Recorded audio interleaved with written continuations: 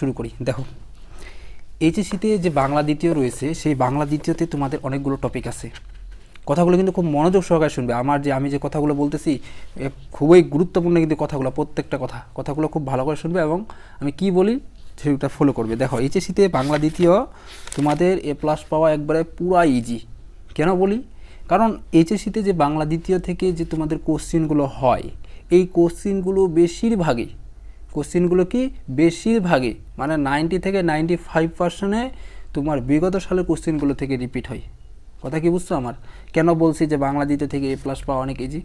এই কারণেই মূলত, কারণ বাংলা দ্বিতীয় থেকে তোমার এত প্রশ্ন পরিমাণ রিপিট হয়, এত প্রশ্ন মানে যা বলার বাইরে। অন্যান্য সাবজেক্টে কিন্তু এত রিপিট হয় না কোশ্চিন, কিন্তু এইচএসসিতে বাংলা দ্বিতীয় যে সাবজেক্টটা আছে, এই সাবজেক্টে প্রচুর পরিমাণে প্রশ্ন, বিগত সালের প্রশ্নগুলো রিপিট হয়।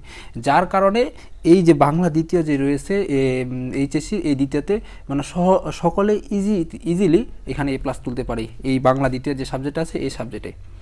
তো আমরা মূলত আজকে চেষ্টা করব তোমাদের যে এই বাংলা দ্বিতীয়র উপর সুন্দর একটা সাজেশন দেওয়ার। আশা করি তোমরা শেষ পর্যন্ত থাকবা ধৈর্য ধরে। আর একটা বিষয় আগে থেকেই বলে দিই, আমাদের একটু নেটওয়ার্কের প্রবলেম মাঝে মধ্যে হইতে পারে, কারণ বুঝোই যে ওয়াইফাই বিষয় একটা আছে, এটা মাঝে মধ্যে একটু সমস্যা করে, তো একটু কম্প্রোমাইজ করি সবাই। তো দেখো, তাহলে আমাদের আজকের যে আলোচনা সেটা শুরু করি সর্বপ্রথম থেকে একবারে। দেখো, আমাদের বাংলা দ্বিতীয়র মধ্যে টপিকগুলোর মধ্যে আমরা অনেকগুলো টপিক পাই। তার মধ্যে আমরা সর্বপ্রথম যে টপিকটা পাই, 1 নাম্বার হলো উচ্চারণ। প্রথম যেটা উচ্চারণ। আর এই প্রত্যেকটা টপিকের পর কিন্তু আমরা ধারাবাহিকভাবে ক্লাস আপলোড তোমাদের জন্য কিন্তু প্রতিদিন বলতে যেদিন রুটিনে দেওয়া আছে, যেদিন যে ক্লাস, সেই ক্লাস কিন্তু তোমাদের জন্য প্রোভাইড করব। কিন্তু ধারাবাহিকভাবে আমরা কিন্তু এই ক্লাসগুলো কিন্তু নিব। আবার এগুলো যে টপিকগুলোর কথা বলবো প্রত্যেকটা। তো প্রথমে আছে হলো উচ্চারণ। উচ্চারণ থেকে আমাদের প্রশ্ন আসে এবং উচ্চারণ থেকে আমাদের প্রশ্নের পাশাপাশি আমাদের উচ্চারণ থেকে কিছু ওয়ার্ড দেয়, ওই ওয়ার্ডগুলোর আমাদের উচ্চারণ লিখতে হয়। এই দুই টাইপের প্রশ্ন আমরা উচ্চারণ থেকে লক্ষ্য করতে পারি বা আমরা দেখতে পারি। এই উচ্চারণ থেকে এই দুই টাইপের আমরা প্রশ্ন দেখি। তো এখন অনেকের মধ্যে প্রশ্ন যে আমরা এই যে উচ্চারণ থেকে যে আমাদের দুই টাইপের প্রশ্ন আসে, একটা হলো আমাদের কোশ্চেন যায়, একটা বর্ণনামূলক প্রশ্ন দেয় একটা, ওইটাতে 5 মার্ক থাকে, নতুবা আমাদের 8টা ওয়ার্ড দেয়, ওই ওয়ার্ডের আমাদের উচ্চারণ লিখতে হয়। তো এখন কোনটা দেওয়া তাহলে সবথেকে বেটার? এখন এখানে দুইটার মধ্যে আমাকে যদি তোমরা বলো, আমি বেশিরভাগই সাজেস্ট করব তোমার যে ওয়ার্ডগুলো যেগুলো আছে ওইগুলো দেওয়ার। এখন অনেকের মধ্যে প্রশ্ন যে ওয়ার্ডগুলো তো বেশি হার্ড, কিন্তু তারপর ওইগুলো কেন দিতে বলছেন?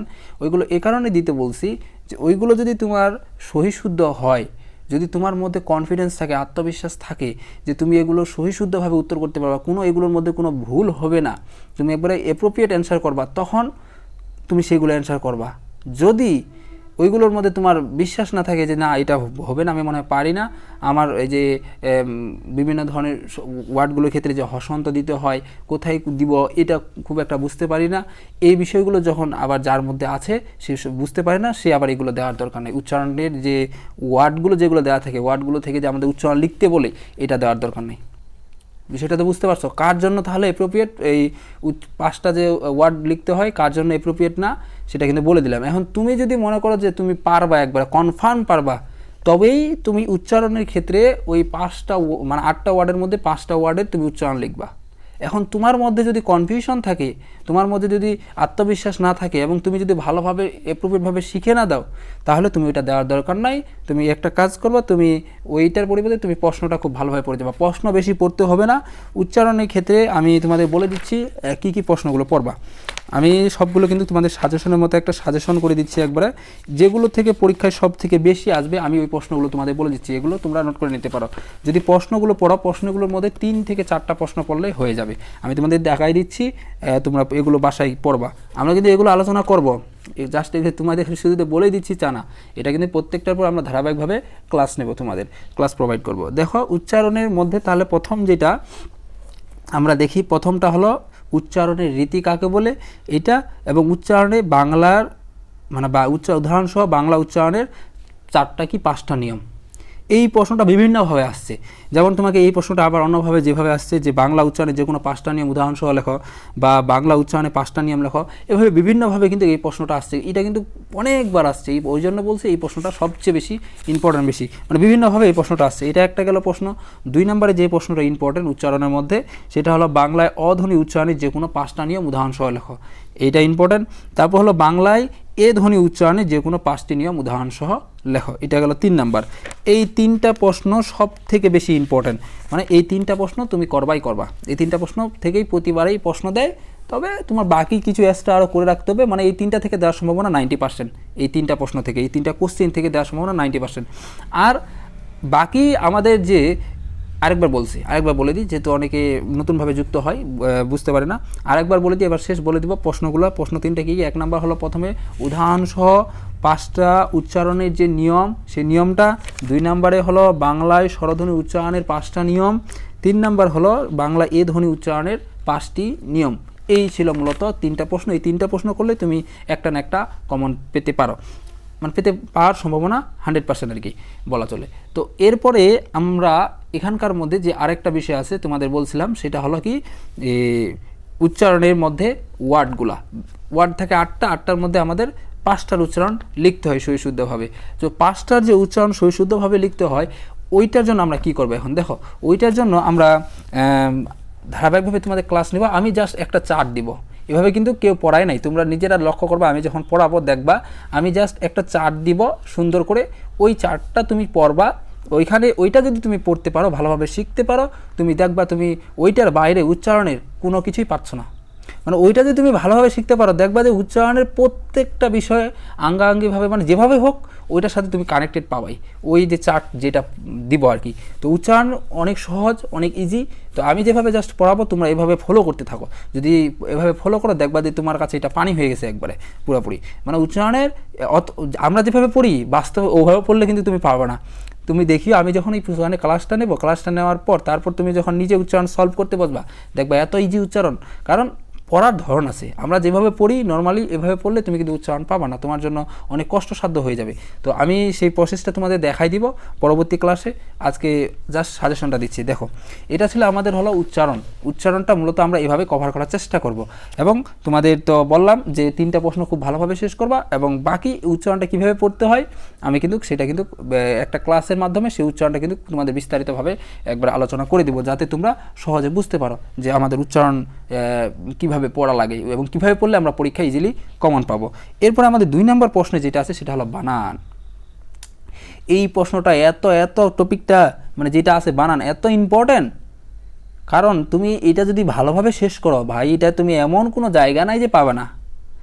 যারা লাইভটা দেখতেছো তোমাদের বলতেছি, দেখো এই যে টপিকটা, যেটা বানানের কথা বলতেছি, এই টপিকটা তুমি এমন কোনো জায়গা নাই যে পাবা না। তুমি এইচএসসি বলো, বিশ্ববিদ্যালয়ে ভর্তি প্রস্তুতি বলো, চাকরি বলো, মানে যেখানেই যাবা একটা না একটা প্রশ্ন এই বানান থেকে তুমি পাবাই। বানান থেকে কখনো ছাড় দেয় নাই, বানান থেকে প্রশ্ন আসবে কনফার্ম। মানে সব জায়গায় প্রশ্ন তুমি পাবা এই বানান টপিকটা থেকে। তো ওই জন্য তোমরা এখনই এমনভাবে বানান টপিকটা পড়বা যাতে তোমার ভবিষ্যতে গিয়ে আবার নতুন করে আবার সেটা পড়া না লাগে। তো সেভাবেই তোমাকে কিন্তু পড়তে হবে। এখন বানান টপিকটার জন্য আমরা কি করব, দেখো বানানের জন্য তোমাদের বাংলা বানানের অভিধানে কিছু নিয়ম আছে, যে নিয়মগুলো ফলো করা হয়। এখন এই নিয়ম বলতে কীরকম নিয়ম, মানে একটা ওয়ার্ড এর পরবর্তীতে আকার হবে, হ্রস্বইকার না দীর্ঘইকার হবে, মানে কোন কারটা আমরা ইউজ করব, এটার উপর নির্ভর করে বিভিন্ন ধরনের নিয়মকানুন আছে, যে কখন কোনটা ইউজ করতে হবে, কোনটা ইউজ করলে সবচেয়ে বেটার হবে। আর বাংলা অভিধান অনুযায়ী কিছু বানান রয়েছে, সেই বানানগুলো অনেকগুলো মানে আপডেট করা হয়েছে, চেঞ্জ করা হয়েছে। এই সকল বিষয় নিয়ে আমরা কিন্তু ক্লাসে বিস্তারিত আলোচনা করব। আপাতত তোমাদের জাস্ট একটাই কথা বলবো, যে বাংলা বানানের ক্ষেত্রে তোমরা কি করবা, এই যে তোমাদের ইয়াগুলো আছে না, যে প্রশ্নগুলো আছে না, সেই প্রশ্নগুলো আমি সাজেশন আকারে দিয়ে দিচ্ছি। বাংলা বানানের নিয়মের ক্ষেত্রে বাংলা বানানের তোমরা কি প্রশ্নগুলো মূলত পড়ার চেষ্টা করবা বা পড়বা। বাংলা বানানের ক্ষেত্রে তোমরা যে প্রশ্নটা পড়বা, প্রথম যে প্রশ্নটা সেটা হলো কি, বাংলা একাডেমি প্রণীত বাংলা বানানের 5টা নিয়ম লেখো, এটা একটা প্রশ্ন। তারপর হলো বা ওই প্রশ্নটাই আবার বিভিন্নভাবে আসে, বিভিন্নভাবে বলতে কিভাবে আসে দেখো, ওই প্রশ্নটাই বলে আবার যে আধুনিক বাংলা বানানের 5টা নিয়ম লেখো, ওই প্রশ্নটাই আবার বলে প্রমিত বাংলা বানানের 5টা নিয়ম লেখো। বা তারপর এটা আবার বিভিন্নভাবে আসে, যেমন বাংলা একাডেমি প্রণীত বাংলা বানানের যে কোনো 5টা নিয়ম। তারপর এভাবেও আসে যে বাংলা একাডেমি প্রণীত বাংলা বানানের যে কোনো 5টা নিয়ম উদাহরণসহ লেখো। বা সর্বশেষ যেভাবে আরও দেখা যায় যে বাংলা একাডেমি প্রণীত বাংলা বানানের 5টি নিয়ম উদাহরণসহ লেখো।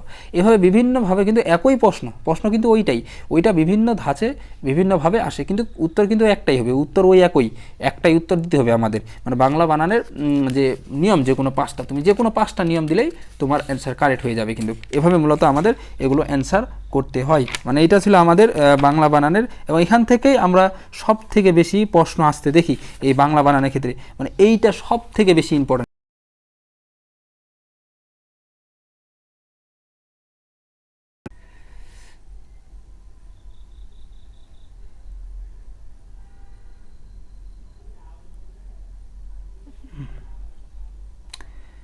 তো তারপরে আমরা দেখি যে যেটা আছে সেটা হলো নত্যবিধান। এরপরে আমরা দাগাবো সবাই যে নত্যবিধান বলতে কি বুঝো, নত্যবিধান বলতে মূলত কি বোঝায় এটা, এবং এই নত্যবিধানের সূত্রগুলো কি কি, নত্যবিধানের কি কি সূত্র আছে এটা, এবং নত্যবিধান এর 5টা নিয়ম উদাহরণসহ আমাদের মনে কর যে লিখতে হবে। এইটা প্রশ্ন মানে ওই একই প্রশ্ন বিভিন্ন ধাঁচে আসতে পারে। মানে প্রথমে যে বলছি ওই নত্যবিধান যে টপিকটা আছে, এই নত্যবিধান টপিকটা আন্ডারে বিভিন্ন ধাঁচে কিন্তু ওইটা প্রশ্ন আসতে পারে। যেমন তোমাকে প্রথমে বলতে পারে নত্যবিধান বলতে কি বুঝো, বা নত্যবিধানের সূত্রগুলো লেখো। এরপরে তোমার ওই প্রশ্নটাই বিভিন্নভাবে আসতে পারে যে নত্যবিধান কি, নত্যবিধানের 5টা নিয়ম উদাহরণসহ লেখো। এরপর হলো নত্যবিধান কাকে বলে, উদাহরণসহ নত্যবিধানের 5টা নিয়ম লেখো। তো ওই একই প্রশ্ন কিন্তু বিভিন্ন আঙ্গিকে বিভিন্নভাবে কিন্তু আসতে পারে। এখন তোমাকে এটা পড়তে হবে। মানে তাহলে প্রথম যে প্রশ্নটা বললাম কি, বাংলা একাডেমি প্রণীত বানানের 5টা নিয়ম। 2 নম্বর বললাম হলো নত্যবিধান বলতে কি বোঝায় বা নত্যবিধান কি এইটা। এরপর হলো বাংলা একাডেমি প্রণীত আধুনিক নিয়ম অনুসারে স্বরেয় তৎসম শব্দের 5টি বানানের সূত্র লেখো। এটা মোটামুটি ইম্পর্টেন্ট, খুব একটা ইম্পর্টেন্ট না, এটা মোটামুটি আর কি বলবো। তবে প্রথম যে 2টা বললাম এটা সব থেকে বেশি ইম্পর্টেন্ট হলো, প্রথমকার যে 2টা আমি তোমাদের বলছি এই 2টা সব থেকে বেশি ইম্পর্টেন্ট। আর এখন যেটা বলছি বাংলা একাডেমি প্রণীত বাংলা আধুনিক নিয়ম অনুসারে স্বরেয় তৎসম শব্দের যে কোনো 5টি সূত্র লেখো, এটা মোটামুটি ইম্পর্টেন্ট আর কি।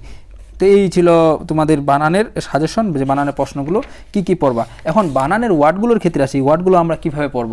এখন এই 2টা আমি একসাথে বলি, উচ্চারণ এবং বানান। যে আমরা উচ্চারণ পড়লাম না, উচ্চারণে যে কি তোমাদের 8টা ওয়ার্ড দেওয়া থাকে, ওই 8টা ওয়ার্ডের মধ্যে উচ্চারণে তোমাদের 5টা ওয়ার্ড লিখতে হয়। ঠিক তেমনিভাবে বানানেও এরকম 8টা ওয়ার্ড দেওয়া থাকবে, 8টা শব্দ দেওয়া থাকবে।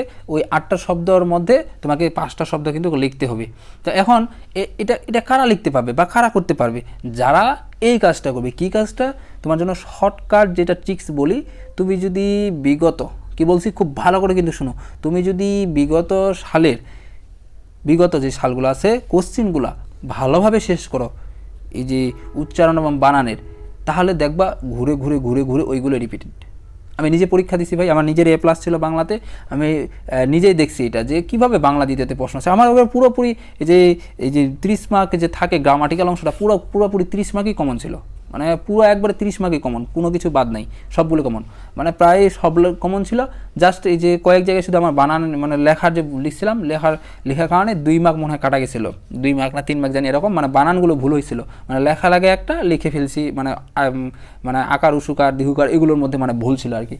মানে মোটামুটি সবগুলো কমন ছিল। তোমার ওই জন্য বলছি যে আমার যে অভিজ্ঞতা, পার্সোনাল অভিজ্ঞতা, সেটা থেকে তোমাদের বলছি এই যে উচ্চারণ এবং বানান যেটা বলো না কেন, এগুলোর ক্ষেত্রে তোমার বিগত সালের যে কোশ্চিনগুলো হয় এগুলো তোমরা শেষ করে দাও। তোমাদের বই, গাইড বই বা যেটাই হোক না কেন, যেখানে নাও না কেন, মানে শুরু করি তোমাদের কত এটা তোমরা HSC যে মানে তুমি এখন যে সালে আসো তার পূর্ববর্তী, মানে তুমি যে সালে পরীক্ষা দিবা, মনে করো তুমি 25 পরীক্ষা দিবা, তার মানে 24, 23, 22, 21 তখন যতগুলো পরীক্ষা বোর্ড কোশ্চিন এগুলো হয়েছে সবগুলো শেষ করে দাও।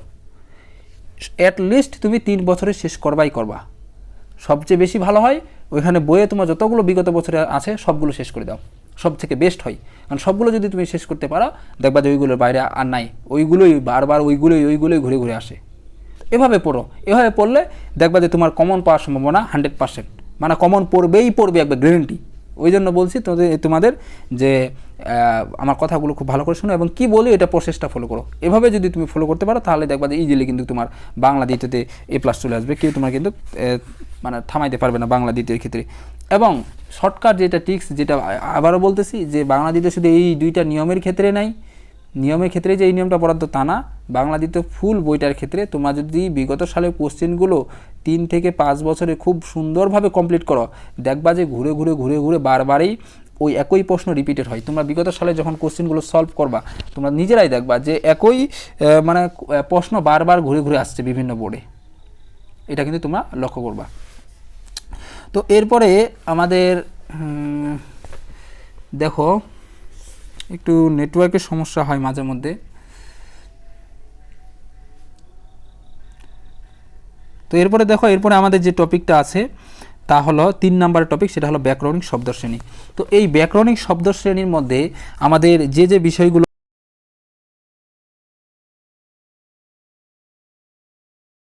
তোমরা কিন্তু ইজিলি বুঝতে পারবা, এগুলো কিন্তু খুব ইজি, অত হার্ড না। আমরা যেভাবে হার্ড মনে করি না,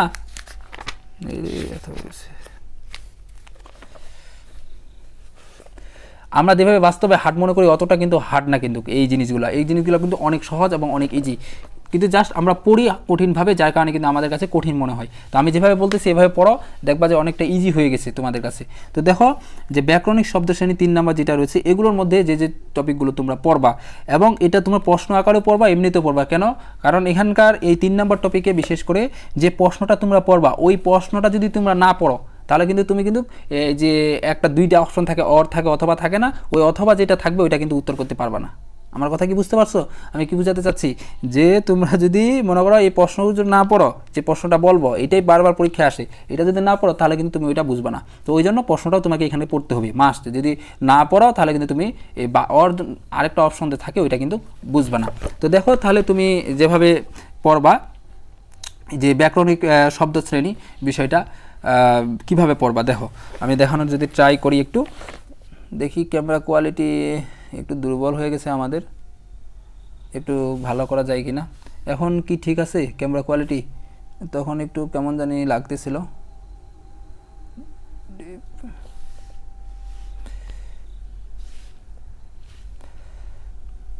সব কিছু ঠিক আছে কিনা কমেন্টে জানাও তো।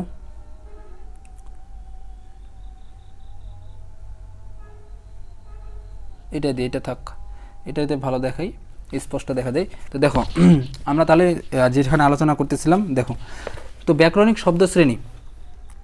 তো এই 3 নম্বর টপিকটা আলোচনা করতে গিয়ে তোমাদের ব্যাকরণিক শব্দশ্রেণীর মধ্যে যেটা সর্বপ্রথম জানতে হবে তা হলো যে ব্যাকরণিক শব্দশ্রেণী বলতে কী বোঝায়, এই প্রশ্নটা জানতে হবে। ব্যাকরণিক শব্দশ্রেণী কত প্রকার ও কী কী, উদাহরণ সহ লেখো। এটা মুখস্থ করবা এবং এটা ভালো করে বুঝেও যাবা।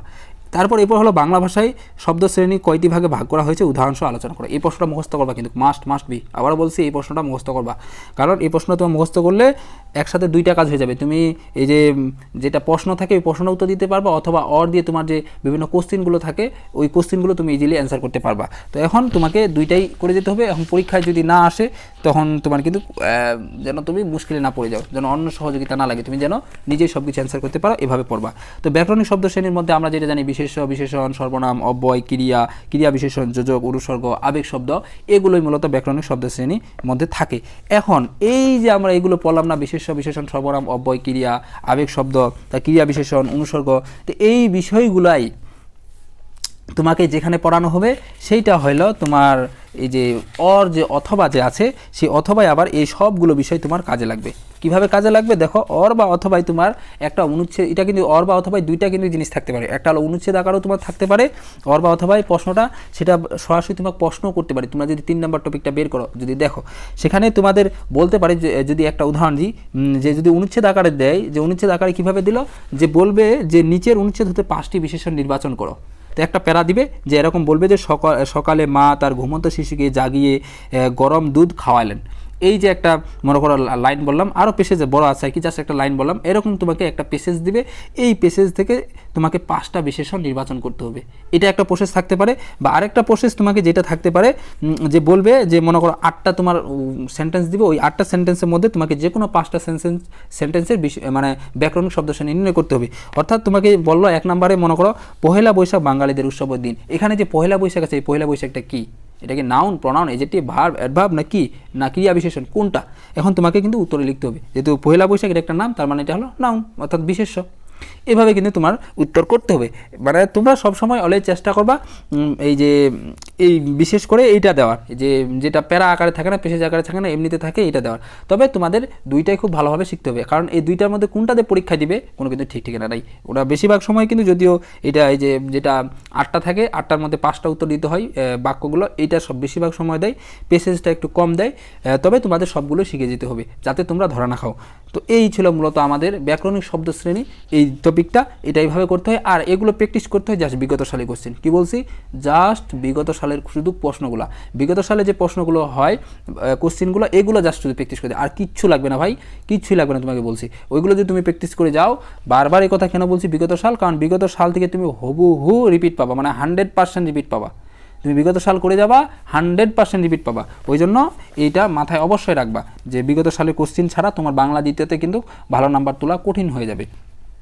এটা গেল 3 নাম্বার টপিক আমাদের বাংলা দ্বিতীয়ের ব্যাকরণিক শব্দ শ্রেণী। এরপর 4 নাম্বার যে টপিকটা আছে, 4 নাম্বার টপিক হলো উপসর্গ, প্রত্যয়, সমাস। এই 3টা টপিক একসাথে আছে, উপসর্গ, প্রত্যয়, সমাস। যদিও শর্ট সিলেবাসে এখন প্রত্যয় জিনিসটা নাই, ওইটা উঠাই দিছে, জাস্ট এখানে উপসর্গ এবং সমাস বিষয়টা রাখছি। তো সমাজ থেকে নর্মালি এখান থেকে যে সমাজ থেকে প্রশ্ন করা হয় না, সমাজ যে টপিকটা আছে এখান থেকে প্রশ্ন করা হয় না। 4 নাম্বারে এটা ওই 2টা প্রসেস আগেরগুলোর মতো, একটা প্রশ্ন থাকে আর একটা মানে বর্ণনামূলক প্রশ্ন উত্তর দিতে হয়, আর একটা ওই টপিক রিলেটেড বিভিন্ন ধরনের থাকে, এই যে ওয়ার্ডগুলো থাকে, সেই ওয়ার্ডগুলো থেকে আমাদের সমাস বা প্রত্যয় নির্ণয় করতে হয়। যেহেতু আবার প্রত্যয় নাই, তার মানে আমরা প্রত্যয় নিয়ে আলোচনা করব না, শুধু যা সমাস নিয়ে করবো। যদি মানে এখন আমি বর্তমানে প্রেক্ষাপটে বলতেছি, যখন ভবিষ্যতে আবার পরবর্তীতে কিন্তু প্রত্যয়টাই চালু হবে, যখন শর্ট সিলেবাসটা থাকবে না, ফুল সিলেবাস থাকবে, এই টপিকটার অন্তর্গত কিন্তু প্রত্যয় টপিকটাও রয়েছে। তো আমরা আপাতত এটা বাদ দিব, জাস্ট যেটা বিষয় বর্তমানে আছে সেটা নিয়ে আলোচনা করার চেষ্টা করব।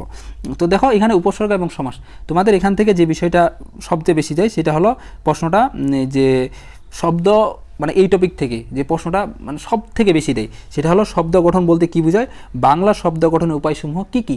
এই প্রশ্নটা বিভিন্নভাবে দেয়, যে শব্দ গঠন বলতে কী বোঝায়, কী কী পদ্ধতিতে শব্দ গঠিত হয় উদাহরণসহ লেখো। বা এই প্রশ্নটা আবার বিভিন্নভাবে বাংলা ভাষায় কী কী উপায়ে শব্দ গঠিত হয় উদাহরণসহ লেখো। শব্দ গঠন বলতে কী বোঝো, উদাহরণসহ বাংলা শব্দ গঠনের প্রক্রিয়াগুলো ব্যাখ্যা করো। এইভাবে বিভিন্ন প্রসেসে বিভিন্ন উপায়ে মূলত এই যে প্রশ্নটা, এই প্রশ্নটা হয়ে থাকে। তো এখন তোমাকে এটা ব্যাখ্যা করতে হবে কিন্তু পরীক্ষায় খুব সুন্দরভাবে। এখন এই প্রশ্নটা তো কীভাবে শব্দ গঠিত হবে, প্রত্যয় যোগে, উপসর্গ যোগে, সমাস যোগে, সন্ধির মাধ্যমে, পদ পরিবর্তনের মাধ্যমে, শব্দের দ্রুতিতে, এভাবে কিন্তু বিভিন্নভাবে কিন্তু গঠিত হতে পারে।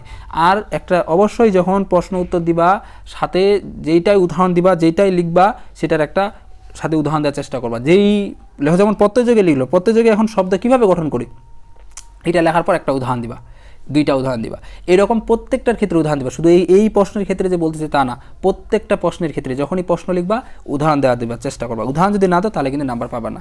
আর প্রশ্ন আমি কখনো দিতে রিকমেন্ড করবো না, যে কোনো বাংলা দ্বিতীয় টপিকের ক্ষেত্রে তোমরা অবশ্যই প্রশ্ন দিবে না, কারণ প্রশ্ন দিলে তোমার নাম্বার পাওয়ার সম্ভাবনা কমে যায়। কারণ প্রশ্ন দিলে তোমার শিক্ষক অলওয়েজ 5-এর মধ্যে 4 দেওয়ার চেষ্টা করে, 5-এর মধ্যে 5 দেয় না। আর তুমি যদি এই যে বাকি যে অপশন থাকে ওর পরবর্তীতে যে বিভিন্ন ধরনের 8টা যে ওয়ার্ড বা সেন্টেন্স থাকে সেগুলো থেকে যে তোমাকে অ্যান্সার বের করতে বলে, ওইটা যদি তুমি যাও তুমি একবার একুরেট নাম্বার। এটা হলো এমসিকিউর মতো সিস্টেমটা এখানকার, যে অরের যে প্রশ্নগুলো যেগুলো থাকে অথবা দিয়ে ওই প্রশ্নগুলো অ্যান্সারগুলো তুমি একবার এমসিকিউতে যেমন সঠিক হলে একুরেট নাম্বার পাও, এখানেও যদি সঠিক হয় একবারে পুরোপুরি তোমাকে ফুল নাম্বার দেবে, 1 মার্কও কিন্তু কাটার অপশন নাই। কিন্তু এখানে আবার একটা সতর্কতা কি বা খারাপ দিক কি, যদি একটা আকার পর্যন্ত ভুল যায়, উসুকার পর্যন্ত ভুল যায়, তোমার রেফ পর্যন্ত যদি ভুল যায়, তাহলে কিন্তু আবার 1 মার্কও দিবে না, কেটে নেবে।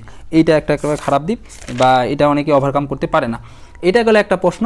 তারপর এই টপিক থেকে আমাদের 2 নম্বর যে প্রশ্নটা থাকে, যে উপসর্গের অর্থবাচকতা নেই কিন্তু অর্থদ্যোতকতা আছে। তো আমরা এটা কিন্তু বিস্তারিত আলোচনা করবো। এটা কিন্তু অনেক ইজি, অনেকে কিন্তু এটা বুঝতে পারে না যে কথাটা, যে উপসর্গের অর্থবাচকতা নেই কিন্তু অর্থদ্যোতকতা আছে, এটা বলতে কী বোঝায় বা এটা কি, এটা তো আমরা জানি না।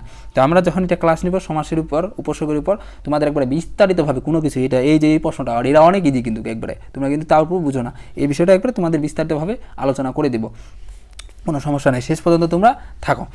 তো উপসর্গ এবং সমাস এই যে টপিকটা আমরা যেটা দেখছিলাম, অর্থাৎ আমাদের এই যে 4 নম্বর যে টপিকটা, এই টপিকটা এটা একটা অংশ গেল। এবং অরে যে অংশটা থাকে সেটা হলো তোমাদের আগে যেরকম ছিল, উপসর্গ থাকতো, না হলে তোমার এই যে প্রত্যয় যে প্রকৃত প্রত্যয় থাকতো, নতুবা সমাস থাকতো, যে কোনো একটা থাকতো। কিন্তু এবার যেহেতু তোমাদের প্রত্যয়টা নাই, শর্ট সিলেবাস থেকেই নাই ওটা, তার মানে তোমাদের সমাস থাকবে। এখন সমাস যে রয়েছে, তোমরা সমাসটা, যে সমাসের মেইন যে সমস্যাটা অনেকের মধ্যে হবে, এই ব্যাস বাক্য করতে পারবে না। কি করতে পারবে না সমাসের ক্ষেত্রে। আমি যেটা মেইন সমস্যা দেখছি সমাসের ক্ষেত্রে তোমাদের অনেক স্টুডেন্টের ক্ষেত্রে তারা কিন্তু ব্যাস বাক্য করতে পারে না। যে ব্যাস বাক্য আমরা কিভাবে করব, সমাস নির্ণয়টা করতে পারে ঠিক আছে, অনেকের আবার এরকম হয় যে সমাস নির্ণয় খুব সুন্দরভাবে করতে পারে, ওই সমাস নির্ণয় থেকে ব্যাস বাক্য করতে এই যে ব্যাস বাক্য যে করবে ওই ব্যাস বাক্যই করতে পারে না, মানে সমাসটা নির্ণয় করতে পারে যে এটা কোন সমাস হতে পারে, কিন্তু ব্যাস বাক্যটা করতে পারে না। আর অনেকে আবার এমন দেখছি যে ব্যাস বাক্য দেখে সমাসটা ইজিলি নির্ণয় করতে পারে, কিন্তু এই যে এমনিতে সরাসরি সমাসটা নির্ণয় করতে পারে না। মানে বিভিন্ন ধরনের বিভিন্ন টাইপের হয়ে থাকে। তো এখন তোমাদের একবারে ইজি শর্টকাটেই মানে টেকনিক্যালি মানে যতগুলো নিয়ম লাগে সবগুলো দিয়ে আমরা কিন্তু এগুলো ক্লাস নিয়ে প্রোভাইড করে দেবো, ইজিলি কিন্তু তোমরা বুঝতে পারবা। যদিও আমাদের অনেকে বলে সমাস লাগবে 6 মাস, 6 মাস না, তোমাদের একটা ক্লাসে সমাসটা শেষ করে দিবা, একটা ক্লাসে। আমার সিক্রেটটা ফলো করবা, দেখবা যে ইজিলি পেয়ে যাচ্ছে, সমাসে কোনো কিছু তোমার বাদ থাকবে না। আর সমাসে তোমাদের একটা সাজেশন দিব আমি। তো এখন বলো তো তোমরা যারা যারা সাজেশন চাও তোমরা জানাবা, আমি সেই একটা সাজেশন দিব। ওইখানে সমাস আছে মানে প্রায় আছে আর কি 150-200 মতো এরকম সমাজগুলো আছে, ব্যাস বাক্য সব সহ সমাস নির্ণয় সহ। ওইটা যদি তুমি পড়ো ওইখান থেকে হুবহু কমন পাবা। তোমাদের এটা কিন্তু দিয়ে দিব, তোমরা যদি এরকম রেসপন্স ভালো পাই তোমাদের ওইটা কিন্তু দিয়ে দিব। ওইটা যদি যারা করবা তোমরা যদি করো তোমরা ওইখান থেকে হুবহু কমন পাবা, একবারে সমাজটা হুবহু বলে দিচ্ছি। আমিও পাইছি, আমার ব্যাচের পরবর্তী যারা ছিল তারাও পাইছে, সবাই পাইছে। ওই সিটটা যেটা আছে ওইখানে সমাজগুলো ব্যাস বাক্য সহ দেওয়া আছে, ওইগুলোই মানে বারবার রিপিট হয়। তো ওই সিটটা তোমরা যদি পাও তোমরা একবারে মানে 5-এর মধ্যে 5 কনফার্ম পাবা। এখানে 8টা থাকে, 8টার মধ্যে তোমাদের 5টা করতে হয়, ওই 5টা ইজিলি পাবা, কারণ ওইখান থেকেই প্রতিবারে রিপিট হয়। তো তোমাদের ওইটা আমি দিয়ে দেওয়ার চেষ্টা করব, তোমাদের কোনো চিন্তার কোনো কারণ নাই, তোমরা সেটা পেয়ে যাবা। আর সমাসের ক্ষেত্রে এই যে কিছু তোমার ব্যাস বাক্য কিন্তু মুখস্থ করে নিতে হয়, যে ব্যাস বাক্য পারে না তার জন্য সিক্রেট হলো নিয়ম হলো যে ব্যাস বাক্য তুমি কিছু মুখস্থ করে নাও। ওই যে আমি যে সিটটা দিব না সাজেশনটা, ওই যেখান থেকে হুবহু তুমি কমন পাবা একবারে, ওইটার গুলো মুখস্থ করে নিবা, সর্বপ্রথম দায়িত্ব থাকবে। আর ওইটার ব্যাস বাক্যটা মুখস্থ করলে কী হবে, তুমি ইজিলি সমাসটা নির্ণয় করতে পারবে যে কী সমাস হবে। আর কিছু যদি তুমি ব্যাস বাক্য মুখস্থ করে না, পরবর্তীতে তুমি দেখবা ইজিলি তুমি নিজে পাচ্ছ, হ্যাঁ এটা ব্যাস বাক্য এরকম হবে বা এটা ব্যাস বাক্য এরকম হতে পারে। কিন্তু প্রথম তুমি যদি কিছু মুখস্থ না করো, এমনিতে সরাসরি করতে যাও, কিন্তু তোমার কিন্তু ব্যাস বাক্য করতে অনেকটা কষ্ট হয়ে যাবে। আমার যেমন হয়তো, অন্য জনের নাও হইতে পারে, কিন্তু যার এরকম প্রবলেম হয় আমার মতো, আমি যেরকম এই প্রবলেমটা ফেস করছিলাম, তো তোমরা এই জিনিসটা ফলো করতে পারো, তাহলে তোমরা ইজিলি এই জিনিসটার সলভ পেয়ে যাবা। তো এই ছিল মূলত এই 4 নাম্বার আমাদের টপিক, যে 4 নাম্বারের টপিকের মধ্যে ছিল হলো আমাদের উপসর্গ প্রত্যয় সমাস। এরপরে আমাদের হলো 5 নাম্বার টপিক। 5 নাম্বার টপিক হলো আমাদের কি বাক্য তত্ত্ব। আর প্রত্যেকটা টপিকের ক্ষেত্রে আমি কি বলছি, প্রশ্ন কখনো দিবে না, এটা কিন্তু বারবার বলে দিচ্ছি। প্রত্যেকটা টপিকের ক্ষেত্রে যেমন বাংলা উচ্চারণের নিয়ম, এখানেও তুমি প্রশ্ন শেষে এটা বলতেছি যে কোনটার ক্ষেত্রে প্রশ্ন দিবা কোনটার ক্ষেত্রে প্রশ্ন দিবা না, শেষে একবার আলোচনা করতেছি। আপাতত প্রত্যেকটা যে সাজেশন যেগুলো লাগে ওইগুলো দেওয়ার চেষ্টা করি। এরপরে দেখো যেটা আছে আমাদের হলো বাক্যতত্ত্ব। বাক্যতত্ত্ব জিনিসটা যদি তোমাদের একটু ধারণা দিই, দেখো বাক্যতত্ত্ব থেকে যে বিষয়গুলো জানবা, যদিও এই যে টপিকগুলো এগুলো আগে থেকে আমরা পড়ে আসতেছি, আজকে নতুন যে তা না, এগুলো সবগুলো 9-10 কিন্তু আমাদের বাংলা দ্বিতীয় ব্যাকরণ যে বইটা ছিল সেখানে কিন্তু সবগুলো ছিল এই টপিকগুলো, সেখান থেকে কিন্তু আমরা সবগুলোই প্রায় পড়ে আসছি এই টপিকগুলো। তো দেখো বাক্যতত্ত্ব বিষয়টার মধ্যে যে প্রশ্নগুলো আমাদের জানতে হবে এবং এগুলো জানাই লাগবে, কারণ এগুলো যদি তুমি না জানো, বিশেষ করে একটা প্রশ্ন তোমাকে জানাই লাগবে, তাহলে তোমার ওইটা আবার পরবর্তীতে পড়তে হবে। মানে একই হিসাব, মানে যখন তুমি অর বা অথবা বিভিন্ন ধরনের যে সেন্টেন্সগুলো থাকে ওই সেন্টেন্সগুলো যখন তোমার রূপান্তর করতে বলে বিভিন্ন বাক্যে, সরল বাক্য, জটিল বাক্য, প্রশ্নবোধক বাক্য, তখন কিন্তু এই বিষয়গুলো আবার তোমার জানা লাগবে। তো ওই জন্য তুমি প্রশ্নটা ভালোভাবে পড়ো। দেখো প্রশ্নের মধ্যে সবথেকে বেশি যে প্রশ্নটা আসে বাক্যতত্ত্বের মধ্যে, বাক্য কাকে বলে, একটি সার্থক বাক্যের কয়টি গুণ বা বৈশিষ্ট্য থাকে উদাহরণসহ ব্যাখ্যা করো। এই প্রশ্নটা বিভিন্ন আঙ্গিক আছে, যেমন তোমাকে অনেক সময় বলে যে বাক্য কাকে বলে একটি আদর্শ বাক্যে কী কী গুণ থাকা আবশ্যক আলোচনা করো। এইভাবে বিভিন্ন প্রসেসে বিভিন্নভাবে এই প্রশ্নটা আসতে পারে। এখন তোমার দায়িত্ব হলো এই প্রশ্নটা খুব সুন্দরভাবে তোমাকে মেমোরাইজ করা। এখন এই সার্থক বাক্যে কী কী জানি আমরা, আকাঙ্ক্ষা, আসক্তি এবং যোগ্যতা, এই 3টা বিষয় থাকে। এখন এগুলো কিন্তু অনেকে বুঝতে পারে না যে আকাঙ্ক্ষা কোনটা, আসক্তি কোনটা, যোগ্যতা কোনটা। আসক্তি, যোগ্যতা। আরেকটা কি, এখানে কিন্তু আসক্তি না, কথাটা কিন্তু খুব ভালো করে শোনো, আসক্তি বলে কোনো ওয়ার্ড নাই, আসক্তি, সরিয়া দন্তস্ব তৈ শিকার, কিন্তু কয় শিকার না, তৈ শিকার, এটা কিন্তু মাথায় রাখবা। তো এগুলো এক ক্লাসে সব শেষ করে দেবো, তোমাদের কোনো প্যারার দরকার নেই, তোমরা জাস্ট দেখতে থাকো, যে ইজিলি দেখবা যে তোমাদের মানে সবগুলো সমাধান হয়ে গেছে। আমরা এক ক্লাসে এগুলো শেষ করে দেবো, অনেকে এগুলোর পর 3-4-4টা করে ক্লাস নেয় না, অতগুলো লাগবে না। আমি জাস্ট তোমাদের মেইন পয়েন্টটা ধরাই দেবো, কোন জিনিসটাকে তোমরা ফোকাস করবা, একবারে ক্লাস সব কিছু শেষ। দেখো এরপরে যেটা আছে যে আমাদের আর যে প্রশ্নটা যেটা জানতে হবে সেটা হলো 2 নম্বর এখানকার মধ্যে বাক্য কাকে বলে, গঠন অনুসারে বাক্য কত প্রকার এবং কি কি ব্যাখ্যা করো। এইটা প্রশ্নটা, এটা খুব ইম্পর্ট্যান্ট। এই প্রশ্নটা জানতে হবে যে গঠন অনুসারে বাক্য কয় প্রকার। আমরা জানি গঠন অনুসারে বাক্য হলো 3 প্রকার, সরল, জটিল এবং যৌগিক বাক্য। এই বিষয়গুলো জানবা। এবং 3 নম্বর যে প্রশ্নটা এখানকার মধ্যে, এখানকার এই 3টা প্রশ্ন জানতে হবে, কারণ এই 3টা প্রশ্ন তোমার জানা লাগবে। কারণ 3টা প্রশ্ন যদি তুমি না জানো তাহলে কিন্তু তুমি পরবর্তী অর যে অথবা নামক একটা অপশন আছে সেটা অ্যান্সার করতে পারবে না। এই 3টার মধ্যে বিশেষ করে শেষের 2টা তোমাকে জানতে হবে। প্রথমবার যেটা বললাম যে বাক্য কাকে বলে, সার্থক বাক্য কয়টি গুণ, এটা জাস্ট প্রশ্নের জন্য। কিন্তু যে গঠন অনুসারে বাক্য কয় প্রকার এবং শ্রেণী বিভক্ত করো, এটা তোমার প্রশ্নতেও লাগবে। এবং অর বা অথবা দিয়ে তোমার যে 8টা থাকে, সেন্টেন্স থাকে, ওই 8টা সেন্টেন্স থেকে যে 5টা সেন্টেন্স তোমাকে রূপান্তর করতে হয়, সরল থেকে জটিল, যৌগিক থেকে মানে সরল, এটাও তোমার কিন্তু ওই প্রশ্নটা না জানলে কিন্তু তুমি এখানে মুশকিলে পড়ে যাবে, এখানে কিন্তু তুমি অ্যান্সার করতে পারবে না। ওই জন্য তোমাকে এই প্রশ্নটা খুব ভালোভাবে পড়তে হবে। এরপরে আরেকটা সর্বশেষ যে প্রশ্নটা এখানকার মধ্যে জানতে হবে সেটা হলো অর্থ অনুসারে বাংলা ব্যাকরণের শ্রেণী বিভাগে উদাহরণ সহ লেখো।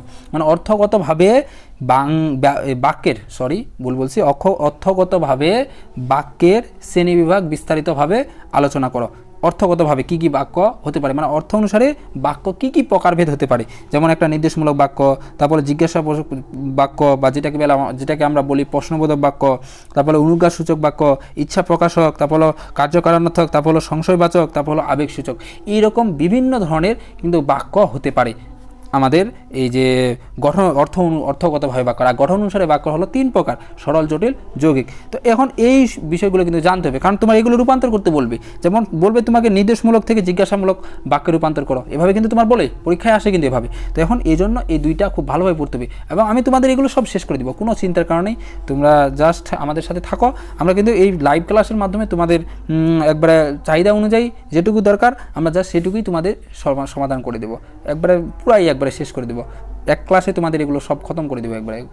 মানে এগুলো ইজি, কিন্তু ইজি, অনেক ইজি। তোমরা যেভাবে হার্ড মনে করো অতটুকু কিন্তু হার্ড না। আমি এটা পড়ে আসছি ভাই, আমার অভিজ্ঞতা থেকে বলছি। তোমরা যতটা হার্ড মনে করো এইটাকে, অত কিন্তু এটা হার্ড না, এটা কিন্তু অনেকটাই ইজি। তো তোমরা জাস্ট ফলো করো আমাদের, আমরা কীভাবে ক্লাস নিয়ে দেখতে থাকো, দেখবা যে তোমরা ইজিলি এটার সমাধান পেয়ে যাচ্ছ। তো দেখো এরপরে আমাদের যে এইটার মধ্যে অরের যে প্রশ্নটা থাকে, আমরা বললাম এতক্ষণ হলো প্রশ্ন যদি থাকে বাক্যতত্ত্ব, অর্থাৎ 5 নম্বর যে টপিকটা বাক্যতত্ত্ব, এখানে যদি প্রশ্ন থাকে, প্রশ্নের মধ্যে এই 3টা প্রশ্ন যদি তুমি করতে পারো 100% কমন পাবা। 3টার মধ্যে 100% কমন পাবা। এরপরে এখানে আমাদের অর দিয়ে যে অপশনটা থাকে সেটা বলে, বা অথবা দিয়ে অপশনটা যেটা থাকে, নিচের বাক্যগুলো নির্দেশনা অনুসারে রূপান্তর করো। এরকম 8টা তোমার বাক্য দেওয়া থাকবে, ওই 8টা বাক্যের তোমার রূপান্তর করতে হবে। আর যেমন কেমনভাবে রূপান্তর করতে হবে, দেখো তোমাকে বলবে যে অনুষ্ঠানটি আমি উপস্থাপন করব, এটাকে তোমাকে নেতিবাচক করতে বলবে, যে অনুষ্ঠানটি আমি উপস্থাপন করব। এটাকে নেতিবাচক যদি করতে চাই আমরা, অনুষ্ঠানটি আমি ছাড়া কেউ উপস্থাপন করবে না, এভাবে তুমি এটা কিন্তু নেতিবাচক করতে পারো। এভাবে বিভিন্ন ধরনের কিন্তু তোমাদের এই মানে বিভিন্ন সেন্টেন্সগুলো দেওয়া হয়েছে। এখন এগুলো তোমরা জাস্ট বিগত সালেরগুলো প্র্যাকটিস করবা। কি বলছি? বিগত সাল, বিগত, এটা বারবার এই কথাটা বলি। বাংলা দ্বিতীয় মানে হলো বিগত সাল, অত কথা নাই। বাংলা দ্বিতীয় মানে হলো বিগত সাল তুমি সলভ করবা। এই ছিল আমাদের 5 নম্বর টপিক। এরপরে আমাদের আছে 6 নম্বর টপিক এবং সর্বশেষ গ্রামাটিক্যাল যে টপিক সেটা হলো বাংলা ভাষার অপপ্রয়োগ ও শুদ্ধ প্রয়োগ। 99 পৃষ্ঠা আমরা বের করি আমাদের বইয়ের, বাংলা ভাষার অপপ্রয়োগ ও শুদ্ধ প্রয়োগ। এই টপিকটা নির্দিষ্ট কোনো আমাদের মানে গ্রামাটিক্যাল নাই। কেন নাই বলি? কারণ এই টপিকটা হলো গ্রামারের পুরা সংমিশ্রণ।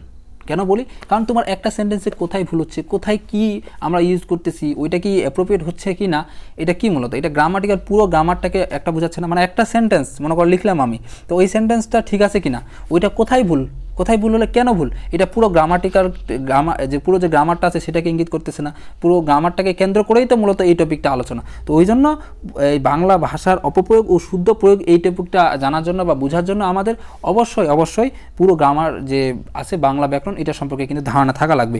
তো বিভিন্ন ধরনের বাংলা ব্যাকরণের মধ্যে রয়েছে, বাংলা ব্যাকরণের ক্ষেত্রে কীভাবে অপপ্রয়োগ ঘটে থাকে সেটা হলো আমরা জাস্ট একটা ধারণা দিই কীভাবে এখানে অপপ্রয়োগটা ঘটতে পারে। একটা বানান অশুদ্ধি, বানান ভুল থাকতে পারে। তা বাক্য শব্দে অপপ্রয়োগ, মানে বাক্যে ভুল শব্দের ব্যবহার যদি আমরা করে থাকি। তারপর বাক্যে পদবিন্যাস ত্রুটি, মানে সঠিকভাবে নাই, মানে যে সময় যে জায়গায় আমার প্রথমে নাউন বসবে, নাউনের পর ভাব বসবে, এরকমটা আমরা দেখি না। মানে যেটা দরকার একটা গঠনের সেন্টেন্স অনুযায়ী আকাঙ্ক্ষা, আসক্তি, যোগ্যতা, এই গুণগুলো থাকে না। তারপর হলো গুরুচণ্ডালী দোষ থাকে, এরকম বিভিন্ন ধরনের ভাবে কিন্তু অপপ্রয়োগ ঘটতে পারে একটা সেন্টেন্সে। তো এই অপপ্রয়োগগুলো আমরা শুদ্ধভাবে কিন্তু আমাদের লিখতে হবে। এখন পরীক্ষায় আমাদের এই যে অপপ্রয়োগের ক্ষেত্রে আমরা বিভিন্ন এই যে 8টা তোমাদের বাক্য দেওয়া থাকবে, ওই 8টা বাক্য তোমাদের ভুল দেওয়া থাকবে, ভুলভাবে দেওয়া থাকবে। এখন ওইগুলো তোমাদের সঠিকভাবে লিখতে হবে, এটা একটা প্রশ্ন। আর অর বা অথবা দিয়ে তোমাদের একটা পেসেজ দেওয়া থাকবে, ওই পেসেজটা ভুল থাকবে, ওই ভুলগুলো তোমাকে সঠিকভাবে লিখতে হবে। একটা পেসেজের দেওয়া থাকবে, একটা পেসেজ আকারে, ওই পেসেজের মধ্যে কিছু কিছু জায়গায় ভুল থাকবে, সেই ভুলগুলো তোমাকে বের করে লিখতে হবে। এখন তোমাকে সর্বনিম্ন 5টা ভুল তোমাকে বের করতে হবে, যেহেতু 5 মার্ক, তার মানে 5টা ভুল কিন্তু বের করতেই হবে। তবে তুমি এটা দিবা না, পেসেজটা তুমি সবসময় দেওয়ার চেষ্টা করবা এই যে 8টা যে বাক্য থাকবে, ওই 8টা বাক্য তুমি সঠিকভাবে লেখার। তো যেমন একটা যদি আমি উদাহরণ দিই 8টা বাক্যের মধ্যে, যে অশ্রু জলে তার বুক ভেসে গেল। এখন অশ্রু জলে তার বুক ভেসে গেল, এটা কিন্তু ভুল বাক্য একটা, মানে এটা কিন্তু অশ্রু জলে মানুষের কখনো বুক ভাসে যায় না, কিন্তু মানুষের বুক ভাসে কিসে, মানুষের এটা মেইন যে ভুলটা, এটা কিন্তু না, মেইন ভুলটা কোথায়, অশ্রু মানেই হলো কিন্তু জল, মানে চোখের জল, ওই অশ্রুর মধ্যে কিন্তু জল কথাটা লুকিয়ে আছে। তার মানে ওই জন্য অশ্রু জলে বলার দরকার নেই, এটা হলো বাহুল্য দোষ হয়ে গেছে, মানে অতিরিক্ত ব্যবহার হয়ে গেছে। শুধু যদি অশ্রুতে বলতাম আমরা বা তার হয়ে যেত, কিন্তু অশ্রুতে তার বুক ভেসে গেল, হয়তো অশ্রুতে না বলে তুমি যদি এটা বলতে যে চোখের জলে তার বুক ভেসে গেল, তারপরও হবে, দুইভাবে দিতে পারো।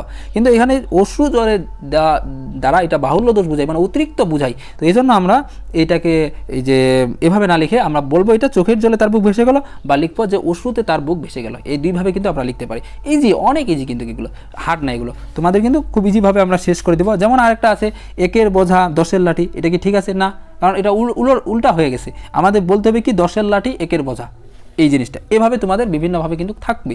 মানে অর্থাৎ এই টপিকটা মূলত পুরো গ্রামারটা, ব্যাকরণটার মানে সন্নিবেশ, পুরো গ্রামারটাকে মিশিয়ে এই টপিকটা আলোচনা করা যায়, কিন্তু অনেক ইজি। তুমি যদি বিগত সালের কোশ্চিনগুলো সলভ করো, দেখবা যে এত ইজি লাগে, মানে তুমি ইজিলি পাচ্ছ এগুলো। তো এই ছিল মূলত হলো আমাদের এই টপিকটা, যে সর্বশেষ ব্যাকরণের যে টপিকটা আছে সেটা। এরপরে আমাদের বাংলা ব্যাকরণের যে একটা টপিক আছে সেটা পারিভাষিক শব্দ, সেটা হলো রিটেন পার্টের। তো আমরা রিটেন পার্টটা আলোচনা করার আগে আমি যে টপিকটা বললাম যে মানে বাংলা দ্বিতীয় গ্রামাটিক্যাল, এই টপিকটা আবার সামারি করি। কোন টপিকটা ক্ষেত্রে তোমরা কোন কোন প্রশ্ন উত্তর দিবা আমার প্রেক্ষাপটে যদি বলি। উচ্চারণের ক্ষেত্রে তোমরা প্রশ্নটা উত্তর দিবা। উচ্চারণের ক্ষেত্রে প্রশ্ন, বানানের ক্ষেত্রে ওয়ার্ডগুলো 8টার মধ্যে 5টা দিবা। ব্যাকরণিক শব্দ শ্রেণীর গুলোর ক্ষেত্রে তোমরা এই যে 8টা সেন্টেন্স থাকবে, ওই 8টা সেন্টেন্সের মধ্যে যে যে ওয়ার্ডগুলো তুমি আন্ডারলাইন করে দিবে, ওই 5টা যে কোনো 5টা সেন্টেন্স তুমি ওই যে ওয়ার্ডটা আন্ডারলাইন করে দিবে, ওই ওয়ার্ডটা লিখবা, ওইটা কোন ব্যাকরণিক শব্দ শ্রেণী, কখনো পেসেজে যাবে না ব্যাকরণিক শব্দ শ্রেণীর মধ্যে। তারপর এরপরে হচ্ছিল উপসর্গ এবং সমাস। সমাসের মধ্যে অবশ্যই সমাসটা উত্তর করবা, যে সমাসের যে 8টা সমাস থাকবে, 8টা ওয়ার্ড দেওয়া থাকবে, ওই 8টা ওয়ার্ডের তুমি ব্যাস বাক্য করে সমাস নির্ণয় করবা, 8টার মধ্যে 5টা। তারপর এরপর হলো বাক্যতত্ত্ব। বাক্যতত্ত্বের মধ্যে অবশ্যই তুমি রূপান্তরটা ইউজ করবা। রূপান্তর বলতে কোনটা, যে সরল বাক্য থেকে জটিল বাক্য, জটিল বাক্য থেকে মিশ্র বাক্য, এরকম তোমার বিভিন্ন ধরনের রূপান্তরগুলো থাকবে। তারপর যেমন ইংরেজি ক্ষেত্রে আমরা পড়ছি assertive two exclamatory, exclamatory two assertive, অর্থাৎ প্রশ্নবাচক বাক্য থেকে নির্দেশমূলক বাক্য, এইরকম রূপান্তরগুলো এইটা উত্তর করবা বাক্যতত্ত্বের মধ্যে, যেটা বলতেছি ওইটা উত্তর করবা, তাহলে বেশি নাম্বার পাবা।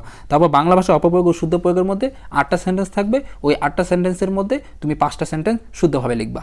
এগুলো যদি তুমি এভাবে লিখতে পারো ভাই, তুমি আমি গ্যারেন্টি দিয়ে বলবো, আমি যেভাবে পড়লাম এই প্রসেসটা যদি ফলো করতে পারো, আর বিগত সালে কোশ্চেনগুলো যদি এগুলো সবগুলো সলভ করতে পারো, গ্যারেন্টি দিয়ে বলবো তোমার 30-এর মধ্যে তুমি 28 পাবা একবার কনফার্ম। ওই 2 মার্ক কেন হাতে রাখলাম, কারণ ওই 2 মার্ক তোমার বানান ভুল যাবে, কোথাও কোনো কিছু একটা রেপ দিবা ভুলে যাবা, কোথাও আকার দিতে ভুলে যাবা, কোথাও রস্বইকার দিতে ভুলে যাবা, এরকম জিনিসটা হবে, যেটা আমার মধ্যে হয়েছে। আমি সবগুলো প্রায় কমন পাইছিলাম আমার পরীক্ষায়, সবগুলোই, কিন্তু এই যে 1-2 মার্ক শুধু ছুটে গেছে, কী কারণে, এই যে বানান ভুলের কারণে, মানে 30-এর মধ্যে 30 পুরাই একবারে, কিন্তু এই মূল কারণ হলো এটা, ওই জন্য। আর এগুলো পড়তে হয় কিন্তু লিখে, যে কোনো জিনিস আমাদের বানানগুলো ভুল হয়, মূল কারণ কি, আমরা লিখে পড়ি না, ওই জন্য কিন্তু বারবার লিখে পড়তে হয়। লিখে পড়লে তোমার বানান ভুল হবে না, কিন্তু যেমনটা আমি করছিলাম, লিখে পড়ছিলাম যে কোনো শব্দ। এখন আমরা আসি রিটেন পার্টের মধ্যে। রিটেন পার্টের মধ্যে প্রথমে যেটা আমাদের আছে সেটা হলো পারিভাষিক শব্দ। পারিভাষিক শব্দ হলো আমাদের ওয়ার্ড মিনিং বলবো না, এটা মানে পারিভাষিক শব্দ মূলত কি, যদি একটু আলোচনা করি, সামান্য কথা বলবো, যে বাংলা ভাষায় বিদেশি বিভিন্ন ধরনের যে শব্দগুলো আছে, সেই শব্দগুলো বর্তমানে বাংলায় এমনভাবে প্রবেশ করে গেছে, সেই শব্দগুলোকে আমরা বাংলার মতো চালিয়ে দিচ্ছি, কিন্তু অবশ্য সেই শব্দগুলো বাংলা কিন্তু না, সেগুলো বিদেশি শব্দ। এই শব্দগুলোকেই কিন্তু বলা হচ্ছে পারিভাষিক শব্দ। তো এরকম এই শব্দগুলো আমাদের ওয়ার্ড মিনিংগুলো জানতে হয় প্রত্যেকটা শব্দের। তো এগুলো তুমি যদি জানো, আমি কি আর বলবো, তুমি যদি 5 থেকে 10 বছর জানো, বিগত সালের, দেখবা হুবহু ওইগুলাই। তুমি নিজেই পড়ো বিগত সালের কোশ্চেনগুলো, দেখবা যে একটা বোর্ড শেষ করতেছে জাস্ট, পরবর্তী বোর্ডে গিয়ে দেখবা যে ওই বিগত সালের কোশ্চেনগুলো আবার আসতেছে। এরকম যখন শেষে গিয়ে দেখবা যে তোমার বিগত সালের কোশ্চেন সবগুলোই, মানে একটাও নতুন কোনো কোশ্চেন নেই, এরকম পাবা। তো ওই জন্য বলছি বিগত সালের কোশ্চেন মাস্ট বি একবারে পারিভাষিক শব্দের ক্ষেত্রে। আর তোমার পারিভাষিক শব্দের সাথে আরেকটা অপশন থাকে তোমাদের অনুবাদ। আমি কখনো অনুবাদটা দেওয়ার জন্য তোমাদের সাজেস্ট করবো না, কারণ এটাতে নাম্বার কম পাবা। তবে কারো যদি ইচ্ছা করে দিতে পারো, তবে আমি সবসময় সাজেস্ট করবো পারিভাষিক শব্দটা দিবা। পারিভাষিক শব্দ থাকবে, ওই শব্দ তুমি অর্থগুলো লিখে দিবা। 15টা থাকে, 15টার মধ্যে 10টা দিতে হয়। 10টায় কিন্তু 10 মার্ক থাকে একবারে। এখানে কিন্তু হিউজ পরিমাণ মার্ক আছে, কিন্তু অনেক পরিমাণ মার্ক, ওই জন্য খুব ভালোভাবে দিবা। তো এরপরে যেটা আছে হলো তোমাদের দিনলিপি লিখন, অভিজ্ঞতা বর্ণনা এবং ভাষণ এবং প্রতিবেদন। তো এখানকার মধ্যে 8 নম্বরের মধ্যে আমি যেটা তোমাদের অলওয়েজ দেওয়ার চেষ্টা করবো সেটা হলো প্রতিবেদন। প্রতিবেদন অবশ্যই দিবা।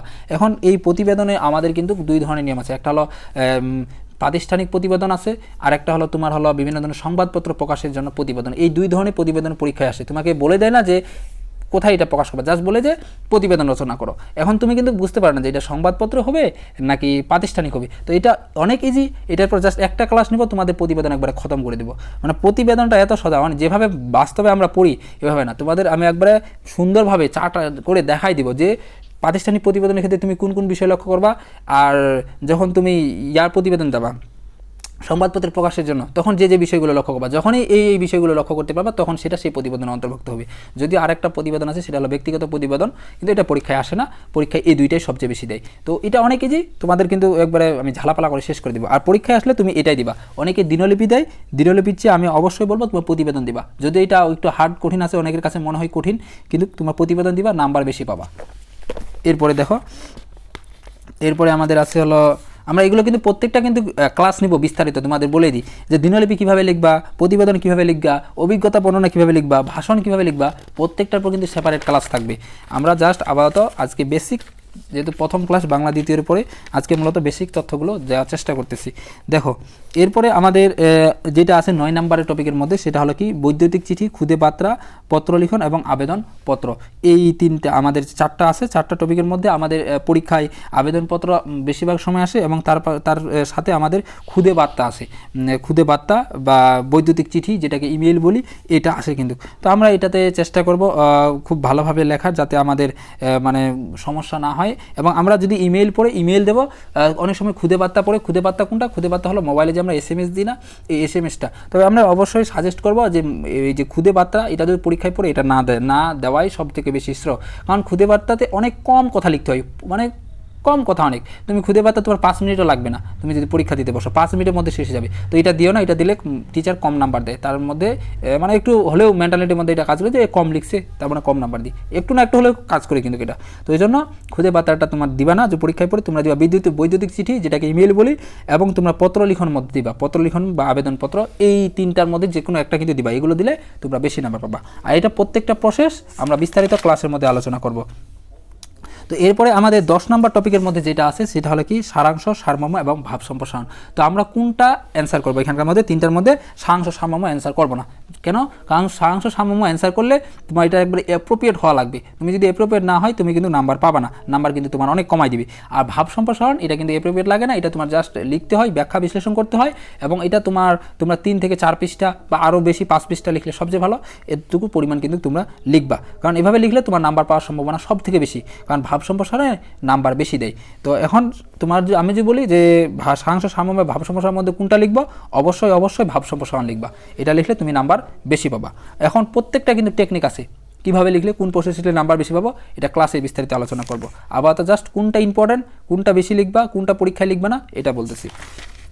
তো এরপরে দেখো, এরপরে আমাদের আরেকটা বিষয় আছে, সেটা হলো 11 নম্বরে, সেটা হলো সংলাপ রচনা, তারপর খুদে গল্প রচনা। এই দুইটার মধ্যে তোমরা চেষ্টা করবে সবসময় সংলাপটা দেওয়ার। খুদে গল্পটা কেন দিবা না? কারণ খুদে গল্প তোমার অতটুকু কিন্তু অভিজ্ঞতা হয় নাই খুদে গল্প দেওয়ার, যে একদিনের কোনো একটা ঘটনা ঘটে যাওয়া, ইম্পর্টেন্ট কোনো ঘটনা, সেখান থেকে কী বিষয় ঘটলো, এই বিষয়টা কিন্তু তুমি সাহিত্যিকের ভাষায়, আর খুদে গল্প সবসময় সাহিত্যিকের ভাষায় লিখতে হয়, এভাবে কিন্তু তুমি ফুটিয়ে তুলতে পারবে না, যার কারণে খুদে গল্প তোমার লেখা অতটা ভালো হবে না এবং সৌন্দর্য হবে না। এই জন্য এর চেয়ে তুমি সংলাপটা রচনা, সংলাপ যে আছে সংলাপটা দিবা। মানে 2টা থাকবে প্রশ্ন, কিন্তু সংলাপ থাকবে, খুদে গল্প থাকবে। তো এখন তুমি 2টার মধ্যে তুমি সংলাপটা অবশ্যই অবশ্যই উত্তর করবা, ক্ষুদে গল্প কিন্তু উত্তর করবা না, কারণ এটা থেকে তুমি বেশি নাম্বার পাবা। এরপরে তোমাদের সর্বশেষ যে বিষয়টা আছে সেটা হলো প্রবন্ধ রচনা, এবং এটা দিয়ে মূলত শেষ হবে আজকের এই যে আলোচনার টপিক। প্রবন্ধ রচনা তোমরা একটাই দিবে, ওটাতে একটাই থাকে, এবং প্রবন্ধ রচনার মধ্যে আমি যেটা দেখছি আমাদের সময় এই যে স্বদেশ প্রেম নামে একটা রচনা ছিল, এই রচনাটা এতবার আসছে, মানে ওই রচনা দিয়ে আমি এসএসসি পাস করছি, এইচএসসি পাস করলাম, মানে 2 জায়গায় জেএসসিও প্রায় মানে পার করছি। আমি বেশি রচনা পড়ি নাই, আমার জীবনে মনে হয় 3টা রচনা মনে হয় পড়ছি। একটা হলো তোমার এই যে স্বদেশ প্রেম পড়ছি, তারপর হলো কি জানি ভুলে যাচ্ছি, একটা কি জানি আরেকটা ছিল, ভুলে গেছি আমি। তোমাদের যখন ক্লাস নেব এটা দেখাবো, মানে বৈজ্ঞানিক রিলেটেড এরকম কোনো কিছু, মানে বৈজ্ঞানিক জয়যাত্রা বা এরকম বৈজ্ঞানিক তথ্য প্রযুক্তি রিলেটেড কী জানি একটা রচনা ছিল এরকম। তো এরকম আছে। আরেকটা হলো বাংলাদেশের ষড়ঋতুদের দেশ, এই যে কয়েকটা শুধু জাস্ট রচনা, এই 4-5টা মূলত বেশি না, এগুলো পড়ছি বারবার এইগুলোই কিন্তু ঘুরে ফিরে আসছে। তো তোমরা যদি চাও যে তোমাদের উপর কোনো সাজেশন প্রোভাইড করি, তোমরা যে মানে কিছু টপিক পড়বা, ওইগুলো থেকে পরীক্ষায় কমন পাবা, যারা এইচএসসি মানে পরীক্ষা ক্যান্ডিডেট আছো তারা যদি বলো, তাহলে আমরা সেই অনুযায়ী একটা ক্লাস প্রোভাইড করার চেষ্টা করবো, যেগুলো থেকে তোমরা কমন পাবা, এবং যেগুলো শর্টকাটভাবে তোমাদের দিব সাজেশনটা, যেটা সেগুলো থেকে পড়ে তোমরা ইজিলি কমন পাইতে পারো। তো এই ছিল প্রবন্ধ রচনা। এবং প্রবন্ধ রচনার ক্ষেত্রে তোমরা যতটুকু লিখবা একটু বেশি পরিমাণটা লেখার চেষ্টা করবা। রিটেন পার্টগুলোর ক্ষেত্রে রিটেন পার্টগুলো সবগুলোই তোমরা বেশি বেশি করে লেখার চেষ্টা করবা। প্রত্যেকটা টপিক, যেগুলো বড় বড় টপিক বিশেষ করে, সবগুলোই তোমরা 3 পৃষ্ঠার উপরে লিখবা, 3 পৃষ্ঠার নিচে কখনো নামবা না। সবগুলো চেষ্টা করবা 3 পৃষ্ঠা, 4 পৃষ্ঠা, 5 পৃষ্ঠা লেখার, মানে 5 পৃষ্ঠা সবসময় ট্রাই করবা যেন 5 পৃষ্ঠা থাকে, যেগুলো বড় বড় যেমন সংলাপটা, ভাব সম্প্রসারণ, এইগুলা। কিন্তু যেটা আবার ছোট, ওইগুলো কিন্তু বড় লেখা যায়, যেমন সারাংশ সামগ্রী লিখছো, সারাংশ সামগ্রী আবার 3 পৃষ্ঠা লেখার দরকার নেই, কারণ সারাংশ সামগ্রী মানেই হলো তোমার ছোট জিনিস, ছোট করে লিখতে হয়। তো এই ছিল মূলত।